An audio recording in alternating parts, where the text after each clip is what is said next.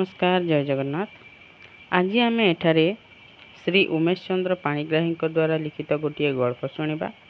गल्पटर ना हेउछि विद्रोही शिल्पी। श्यामरेखा चित्रित नील शैंत्यभंज पहाड़ श्रेणी लंबी रही प्राय 3-4 माइल जाए। पल्ली प्रांतटी शीतदिनिया सकाळे पहाड़टीर दृश्य जे थरे देखिथिबो भूली पारिबो नाही सहजे। बहुदिन तलर कथा। सेतेबेले पहाड़ उपत्यकाटी घन बनरे पूर्ण थिला।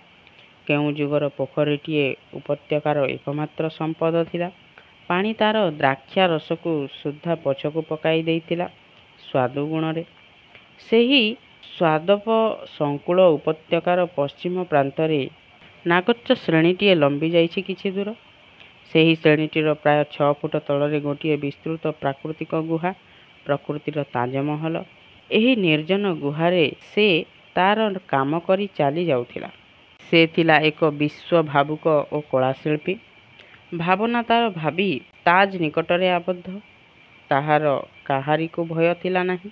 भोक शोष से एका बेलक भूली जाइथिला। ताहार ए पहाड़ शरीर रे दिनक पई हेले मुंड बथा देखा देई नथिला।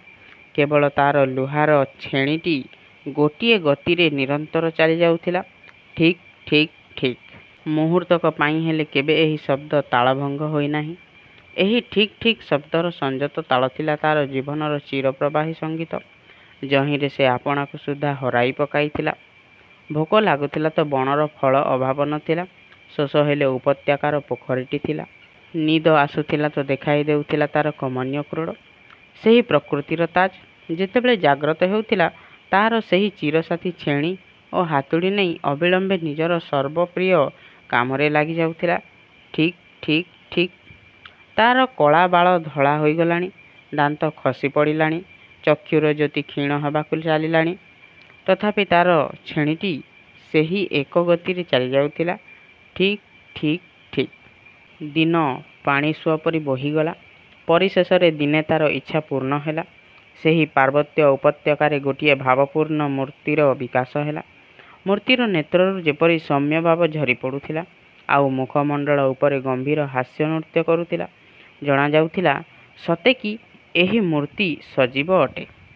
नीरव शिल्पी धन्य हैला। तार हृदय आनंद रे भरी उठिला। से तार वृद्धावस्था को मध्य भूली जाई शैशवर सरल उत्सुकतार सेही मूर्ति को निर्मिमेष दृष्टि रे चाही रहिला। मूर्ति रे जे तार कला सजीव होई फुटी उठिछि। दिने तार अनुपस्थिति रे केई जणे काठुरिया मूर्तिटी को आविष्कार करे। मूर्तिटी को बारंबार देखि सुद्धा तांकर तृप्ति आसिला नाही, बरং मनरे भय और भक्तिर संचार हैला। क्रमे ग्रामे ग्रामे राष्ट्र होईगला। शैंत्यभंज पहाड़ रे वनदेवी आविर्भूत होई अछंती। जे जेउठी सुनिला क्षणे थक्का होई छिड़ा होईगला। ग्रामे ग्रामे भेदा उठिला। देवी दृष्टि निमंते बोदा संग्रह करागला। दिने केतेक ग्रामर लोक मिली देवी पूजा उद्देश्य रे भोगराग धरी सेही वनस्थली रे पहुंचिले। आगंतुक गणक कोलाहर रे आज चिरकालीन एकांत निर्जन बनर नीरवता भांगिला। बाजा शंख भेरी सबु गंभीर नादरे बाजी उठिला। वनस्थली कंपी उठिला।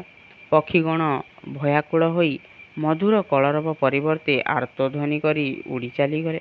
स्वच्छंद बिहारी मृगपंथी बनरु वनांतर को दौड़ी पलाइले। आज एही निर्जन बनरे हिंसा तांडव नृत्य कला केवल भक्त मानंक पई। मूर्ति उद्देश्य रे पूजा भोग बलि इत्यादि दियागला। निराह पशुगणक रक्त रे पवित्र कला उद्भत स्थानटी रंगीन होई उठिला। शिल्पी एसबु दृश्य रे विचलित हैला सत, किंतु वार्धक्य हेतु कंपित हस्तरे मनुष्य समाज विरुद्ध रे हातुड़ी टिकी पारिला नाही। से केवल सेही निर्जन गुहारे बसी भावे मूर्तिर दर्शन पई एसबु काहींकी। जनता पुणी याकू प्रणाम करती काहींकी। बाजा भेरी शंखर शब्द काहा पई, आरती काहा पई, काहींकी। मूर्ति पाद तले मुंड कचाड़िबाकू एते आडंबर और भोगराग काहींकी। निरीह पशुगणकर दोष कण। मूर्तिर हस हस मुहटी और पद्मफूल परी आखि दुईटी सिंदूर रे लुचाई देउछंती काहींकी। हाय रे भक्त पूजक, धन्य तुम्भर भक्ति। निरीह प्राणी को हत्या करी कलार ध्वंस साधन करी तुमे कर पूजा। ଦିନେ ସୂର୍ଯ୍ୟାସ୍ତ ପୂର୍ବରୁ ଜଣେ ଦର୍ଶକ ମୂର୍ତ୍ତି ନିକଟକୁ ଆସି ପୂଜା ଭୋଗ ବଳି ଇତ୍ୟାଦି ସାରି ସନ୍ଧ୍ୟାଗମନ ଦେଖି ତରତର ହୋଇ ଫେରିବାକୁ ବସିଥାନ୍ତି। ହଠାତ୍ ଜଣେ ସୁଶ୍ରୁଳ ବୃଦ୍ଧ ପହଞ୍ଚି ପଚାରିଲେ, ତୁମେ କିଏ? ମୁଁ ଜଣେ ଭକ୍ତ। କଳାର ଭକ୍ତ? କଳା? କଳା କ'ଣ? କଳା ଫଳା ମୁଁ କିଛି ଜାଣେ ନାହିଁ। ଆଚ୍ଛା, ତେବେ କାହାକୁ ଭକ୍ତି କରୁଅଛ? ଦେବତାଙ୍କୁ। ଦେବତା? ଦେବତା କିଏ? ସେ କାହିଁ? ଦର୍ଶକ ବୃଦ୍ଧର ଏ ଧୃତରାଷ୍ଟ୍ରରେ ହଠାତ୍ ରାଗିଯାଇ କହିଲେ, କିପରି ବୁଢ଼ା, ତୋତେ କ'ଣ ଅଦୃଶ୍ୟ ହେଲାଣି କି? ଦେଖୁନାହୁଁ ସମ୍ମୁଖରେ ତୋର ଦେବତା, ସୁନ୍ଦର ମୂର୍ତ୍ତି। କିଏ କହିଲା? ଏ ତ ସ୍ୱୟଂ ବନଦୁର୍ଗା ମାତା। ୟାକୁ ତ ମୁଁ ଗଢ଼ିଛି। ଏଇ ମୂର୍ତ୍ତି। ନାସ୍ତିକ, ଏ ତ ସ୍ୱୟଂ ବନଦୁର୍ଗା। ପାପୀ ତୁ, ଚିହ୍ନିବୁ କାହୁଁ? କ'ଣ କେହି ମଣିଷ ଏପରି ଦେବତା କେବେ ଗଢ଼ିପାରେ? କଳି କାଳରେ ପଥର ପାଲଟିଛନ୍ତି ବୋଲି ସିନା ତୁ ଏତେ ବହପି ଯାଉଛୁ। ତୁଚ୍ଛା ପାଗଳ ତୁ। ଶିଳ୍ପୀ କମ୍ପିତ ସ୍ୱରରେ କହିଲା, କ'ଣ? ମୁଁ ପାଗଳ? ମୁଁ ପାପୀ? ନିଶ୍ଚୟ ନିଶ୍ଚୟ। ସେହି ରାତିରେ ତାକୁ ନିଦ ହେଲା ନାହିଁ। ସେ କେବଳ ଭାବୁଥିଲା, ସାରା ଜୀବନ ମୋର ବଳି ଦେଇ ମୁଁ କଲି କ'ଣ? ନିରପରାଧ ପକ୍ଷୀଗଣଙ୍କୁ ଉଡ଼ାଇ ଦେଲି, ପଶୁଙ୍କୁ ଘଉଡ଼େଇ ଦେଲି, ପ୍ରକୃତିର ସୌନ୍ଦର୍ଯ୍ୟ ଆଉ ବନଶ୍ରୀ ନଷ୍ଟ କଲି, ନିରୀହ ପଶୁଗଣଙ୍କର ହତ୍ୟାକାରୀ ହେଲି। ପକ୍ଷୀଗଣଙ୍କର କଳକୁଜନରେ ଶବ୍ଦାୟମାନ ଏହି ରମ୍ୟ ପ୍ରଦେଶକୁ ପ୍ରାନ୍ତର ଗଢ଼ାଇଲା କିଏ? ମୂର୍ତ୍ତିର ଦର୍ଶନ ପାଇଁ ଏହି ଅଧିକାରୀ ମାନବ ଭେଦକୁ ସୃଷ୍ଟି କଲା କିଏ? ଦେବତ୍ୱର ବିଶାଳ କଳ୍ପନା ସଙ୍କୁଚିତ ରୂପରେ ପ୍ରକାଶିତ ହେବାର କାରଣ କିଏ? ଏହି ସମସ୍ତ ବିଦ୍ରୋହ ମୂଳରେ କିଏ? ମୁଁ। ସେ ଉଠିଲା, ହାତୁଡ଼ିଟି ଦୃଢ଼ ମୁଷ୍ଟିରେ ଧରି ସେହି ମୂର୍ତ୍ତି ପାଖକୁ ଗଲା। ଆଜି ସେ ଆଉଥରେ ମୂର୍ତ୍ତିକୁ ନିର୍ବିଶେଷ ଦୃଷ୍ଟିରେ ଦେଖିଲା।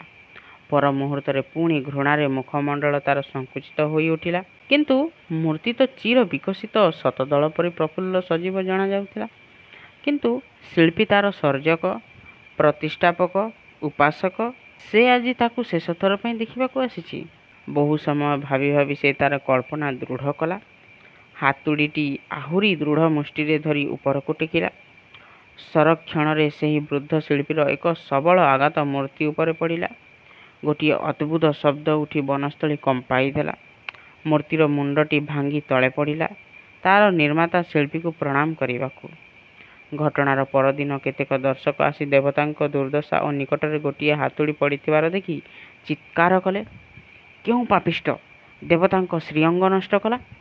ଠିକ୍ ପର ମୁହୂର୍ତ୍ତରେ ଜଣେ ଦୀର୍ଘକାୟ ସୁଶ୍ରୁଳ ବଳିଷ୍ଠ ବୃଦ୍ଧ ଗୋଟିଏ ଗୁହାରୁ ବାହାରି ବଜ୍ର ଗମ୍ଭୀର ସ୍ୱରରେ, ମୂର୍ତ୍ତିର ସାହାରକର୍ତ୍ତା ମୁଁ, କିନ୍ତୁ ଦେବତାର ନୁହେଁ, କହି ପୁଣି ଅଦୃଶ୍ୟ ହୋଇଗଲେ। ଦର୍ଶକଗଣ ଭୀତ ଓ ଇତସ୍ତତ ହୋଇ ଫେରିଆସି ଗ୍ରାମରେ ସମସ୍ତ ବୃତ୍ତାନ୍ତ କହିଲେ। ସକାଳ ହେଲା। ଗ୍ରାମବାସୀଗଣ ଆସି ଅତି ସାହସରେ ସେହି ଗୁହା ଭିତରେ ପଶି ଦେଖିଲେ, ଗୋଟିଏ ବୃଦ୍ଧ ବାବାଜୀର ଶବ ପଡ଼ିଛି, ଆଉ ତା ନିକଟରେ ଲୁହାର ଛେଣି, ଛୋଟ ହାତୁଡ଼ି ଏବଂ ଆଉ କେତୋଟି ଯନ୍ତ୍ରପାତି ଇତସ୍ତତ ବିକ୍ଷିପ୍ତ ହୋଇ ପଡ଼ି ରହିଛି। ଆଜି ସେ ଶିଳ୍ପୀ, ସେ ଭକ୍ତ, ସେ ଉପାସକ ନାହିଁ କି ସେ ମୂର୍ତ୍ତି ନାହିଁ। କେବଳ ଗୁହାଟି ପଡ଼ିଛି ତାର ଚିର ଉଦାର ବକ୍ଷ ଦେଖାଇ, ଆଶ୍ରୟହୀନଙ୍କୁ ଆଶ୍ରୟ ଦେବା ପାଇଁ। ଆଉ ସେହି କୁଞ୍ଜ ଭିତରେ ମାଟି ଘୋଡ଼ାଙ୍କ ଗହଳରେ ଫୁଟେ କି 1.5 ଫୁଟ ଉଚ୍ଚର ଏକ ସୌମ୍ୟ ବୁଦ୍ଧ ମୂର୍ତ୍ତି ପଡ଼ି ରହିଛି। ଗାଁ ଲୋକେ କହନ୍ତି, ଯେଉଁ ବାବାଜୀ ଠାକୁରାଣୀ ସ୍ଥାପନା କରିଥିଲେ, ଏ ସେହି କଳିଯୁଗରେ ପଥର ହୋଇ ଯାଇଛନ୍ତି।